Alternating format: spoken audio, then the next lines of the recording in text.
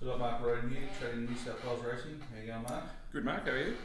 Yeah, very well. For the second straight week, we're going provincial for our main Saturday meeting. So the Hunter was last week. Any thoughts on that now? Yeah, I mentioned in the preview last week there were three I was interested in: Sabatiano, Graf, and Tactical Advantage, and ended up backing two of them, but not the winner, which is a bit unfortunate. Graf was terrible. I think he bled internally, so he isn't rubbed out, but something obviously went wrong during the race there. Tactical Advantage got a little bit too far back, and the winner just flew. Great ride, Joe McDonald, straight to the front and ran them off their legs, really, and unfortunately no good to me.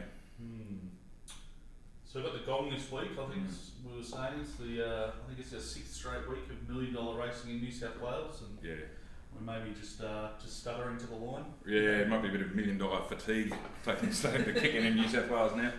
This, I said something similar last week. I think that you would have got the same field for 250,000. I mean, you would have got this field for less than that. I think it's barely listed quality.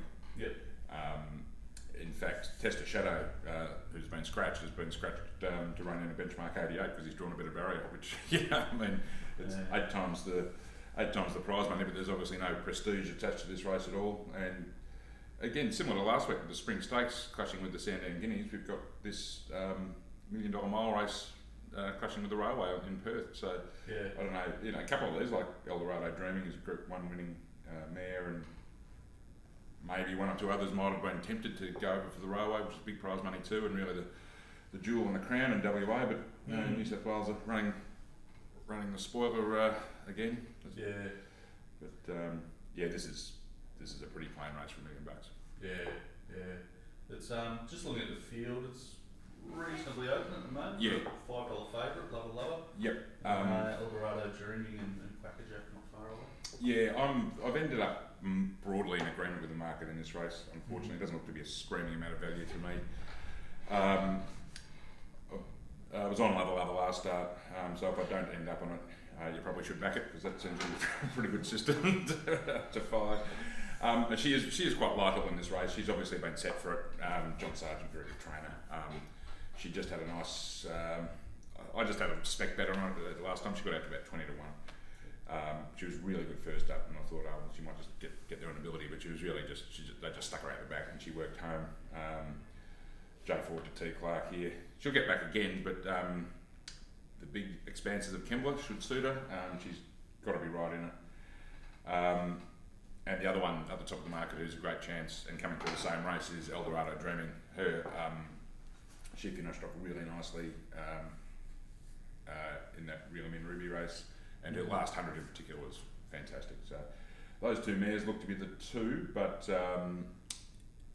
the market has found them too. I don't think they're unders. I'll have a think about it today and tonight. They could be worth a 2-horse play. I think they are the two best chances in the race. Yep. But I'll mull that over and see what it looks like tomorrow morning. Yeah. We'll just you just mentioned the expanses of Kembla. You're a fairly regular punter at Kembla. Anything for perhaps those Saturday punters who don't have as much to go there to look out for? Look, it's generally, if it's dry, it generally plays pretty fair. Because of the weather they've been having in New South Wales this week, last 2 weeks really, you can expect them to put a fair bit of water on it. There's going to be big fields all day, so by race 60 might be better down the outside, but I can't really hang my hat on that at this stage. But I don't know that leading or coming up the inside is where you want to be by race 6. Having said that, I mean, if that's going to be the pattern, that's a pattern I would far prefer to the reverse, where up the inside is the advantage run, because that throws up far more tricks. If all you need to do is have a reasonable run and get away from the fence in the straight, then that really should give most horses their chance. Yeah, so just looking at the rest of the card, so you looked at a couple other races.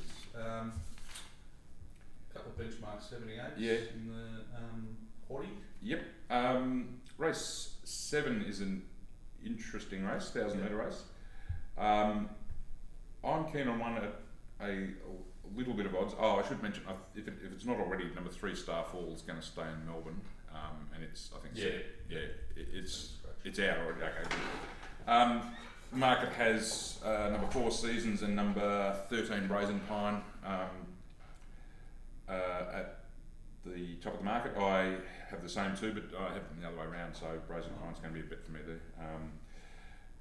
Seasons trialled really well. She's probably better known at 11-1200 than 1000, but I don't think it'll be against that. Yeah. I just think this filly Brazen Pine's a really promising little horse, especially at 1000 metres. She's had 2 runs for Tim Clark and won them both impressively. We were on her at Hawkesbury last time, and she only won by a length, but she put them away in about 2 or 3 strides and went to the line under her own steam. We actually were on at the start before at a Thursday meeting in Kembla, and she lost on protest on a very windy day. You remember that? Yeah, she got put off by the wind, and a different jockey that day couldn't keep her straight, and a bit stiff there.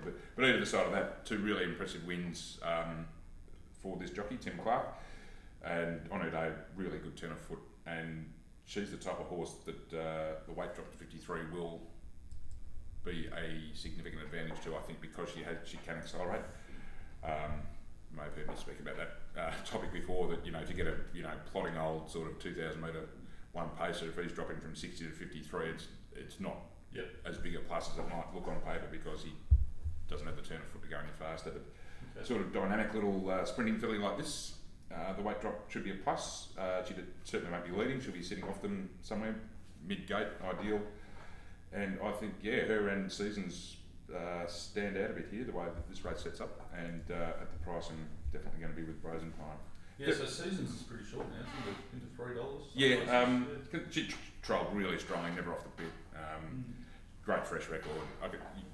Very easy to like, just a price issue for me. There's a few other chances in the race.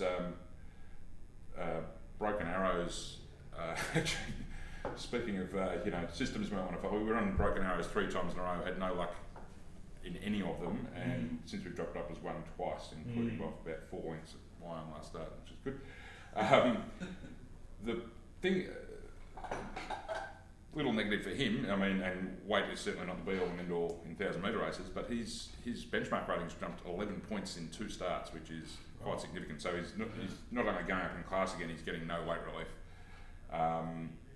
Horse is flying, he's in the race, don't get me wrong, but this is going to be a tougher task than beating up on the benchmark 64s or whatever they were, a field of 8 or something last time, just rounding them up and putting them away. He's going to meet some opposition here, and he's going to have to carry a bit of weight, and from 13 he'll be well back as well. Interesting one, Gate 1 may not be a plus, as I touched on by this stage, but has Nashville Willow, Mossman Gorge, great fresh horse and great 1000 metre horse, and if he's any sort of price, I could consider saving on him. Yeah, so he's actually opened on Wednesday at 16 or 17 for whatever that's worth. Yeah, probably scratching accounts for some of that, but $11 is worth considering. Yep. And race 8. Yep. You've had a look at it as well. I've had a look at it. Yeah, I'll have to tune this up later. Preliminary thoughts: the 3 that caught my eye were, first up at Cinquedea, very talented horse. It's just going to be a question of how wound up he is. Maybe better at 1400 than 1200, but class-wise, probably the best placed in this field. And the 2 that ran 3rd and 4th the other week at Randwick, we were actually on Tony's Reward, Trumbull and Tony's Reward. Tony's Reward missed the start, just got way too far back, ran okay. Trumbull's in great form. He just has that iffy racing pattern as well, but they're the 3 I'd be looking to work with at this stage. Some others, Americana Magic, thereabouts, got top weight. Grimoire's got Nash on this time, so there's a chance. And the 3 Lundberg, who has had some really big ratings in his history, but his last run last prep was poor, and his first up run was poor, which is never a good sign in my book. So might be something I missed there. But yeah, Cinquedale, Trumbull, and Tony's Reward, probably the three there. All right. Well, you're pretty busy. We've got a Gosford meeting today and tomorrow. Today and tomorrow, I'll have a look at. Today's obviously done, and one betting race that was sent out at 9. I'll have a look at tomorrow later on, see if there's anything there for us. Today's meeting. I only ended up with the one betting race. There are a couple of others I was interested in. They're a bit short. Kedar in race 7 found it really well placed under the set weights, but